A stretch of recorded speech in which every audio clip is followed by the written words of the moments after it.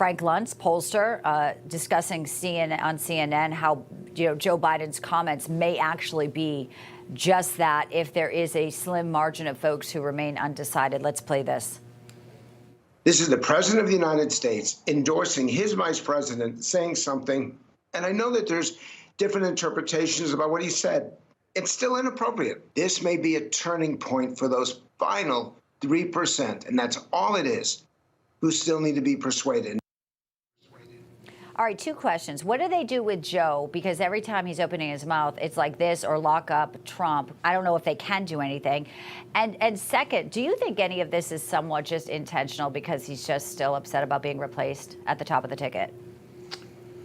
Yeah, I mean, Kamala Harris gutted Joe Biden in a bloodless coup and threw out 15 million Democrat primary votes. I imagine that Joe Biden is a bit bitter about that. You're seeing Joe Biden, it seems like, do everything he can to undermine Kamala Harris's campaign. The problem with Kamala Harris, she's never going to be able to run away from the fact that she was Joe Biden's border czar who let in over 10 million illegal immigrants in the crime and chaos.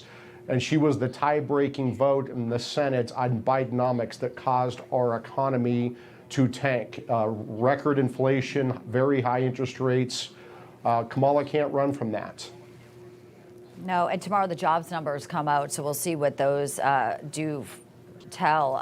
When you look at Elon Musk, a lot of people are hurting. $1 million in a voter giveaway, something that would help benefit people. But of course, the minute he announced it, they got so bitter. You had Josh Shapiro, the DOJ coming after him, and even the Soros-funded Larry Krasner, the DA in Philadelphia, Mike, is now telling Elon to come and go to it in front of a judge, and he skipped out. What happens next? It seems like extraordinarily weird that they would try to, days before the election, call Elon Musk, and everyone sees what this really is, and it's a campaign that's losing and a left that is also in fear of losing its power.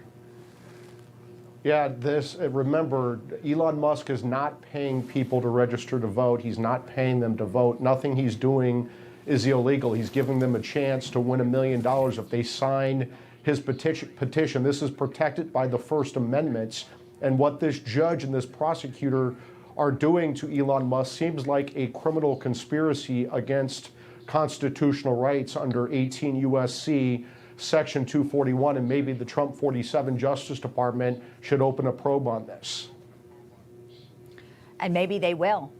There's a lot of things that, have been askew with our legal system, with the weaponized government during this historic election. And Donald Trump now is just 5 days away from potentially being one of the biggest comebacks ever.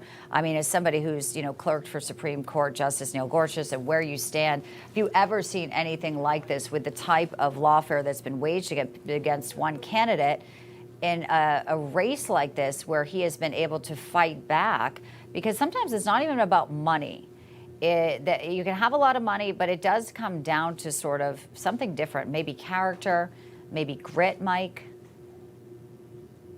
Yeah, I mean, they've done everything they can to stop Trump. They've tried to bankrupt him. They've tried to throw him in prison for life for non-crimes. They tried to throw him off the ballot in Colorado. They tried to take off his head by underfunding his Secret Service protection. But guess what? The American people are going to put President Trump back in the White House after November 5th.